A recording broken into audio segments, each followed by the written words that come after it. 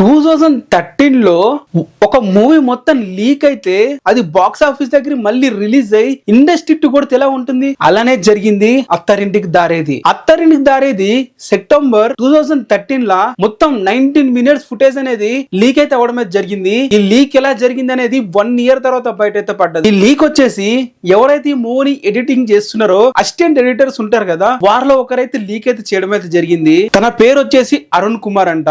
And తన ద్వారా ఈ మూవీ వచ్చేసి పెద్దనలోని కృష్ణా డిస్టిక్ అయితే వెళ్ళింది. ఇక్కడ నుంచి సీడీలతో మొత్తం ఆంధ్ర మొత్తం ఆన్లైన్ లో కూడా తీసుకుని అయితే వచ్చేసారు. ఈ విధంగా మూవీ రిలీజ్ కాకముందే చాలా మంది కూడా చూసేయడం అయితే జరిగింది, ఇంక్లూడింగ్ నేను కూడా.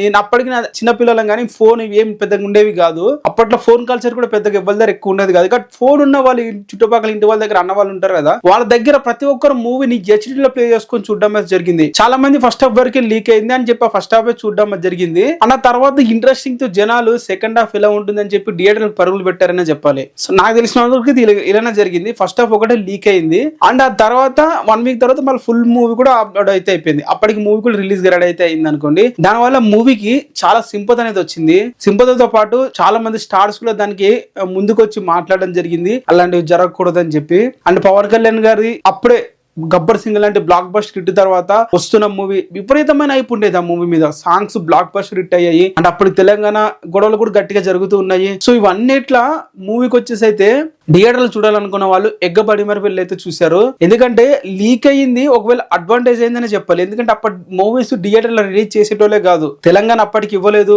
రోజు గొడవలు ఎక్కువైపోతున్నాయి. కేసీఆర్ గారు నిరాహార దీక్ష చేస్తున్నారు. అండ్ మూవీలు తెలంగాణలో ఆడనీయమని చెప్పి ప్రతి ఒక్క మూవీని కూడా స్టాప్ చేయడం జరిగింది. సో ఇవన్నీ జరుగుతున్న టైంలో ఈ మూవీ రిలీజ్ అయ్యి సెన్సేషనల్ అయితే క్రియేట్ అయితే చేసింది. మరి ఈ మూవీ మీరు థియేటర్ లో చూసారా? మీకు ఎలా అనిపించింది కింద కామెంట్ చేయండి. మన విజయ్ గారి మూవీ కూడా సేమ్ అలానే ఉంది. మొత్తం లీక్ అయితే అయిపోయింది. 3 అవర్స్ మూవీ విత్ హెచ్డి క్వాలిటీతో. ఆ మూవీతో ఈ మ్యాజిక్ రిపీట్ అయితే చేస్తాడా జననాయకంతో మన విజయ్ అనేది చూడాలి. మీరేమంటారు దీని మీద?